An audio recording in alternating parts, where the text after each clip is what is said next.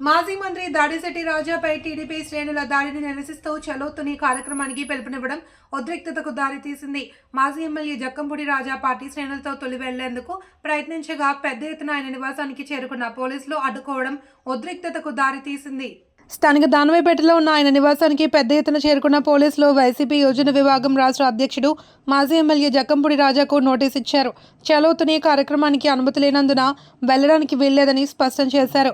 శాంతి భద్రతలకు విఘాతం కలిగించవద్దు అంటూ పోలీసులు పెద్ద ఎత్తున మోహరించడంతో వైసీపీ శ్రేణులు కూడా అదే స్థాయిలో ఆయన నివాసానికి చేరుకుని ఆందోళన చేపట్టారు.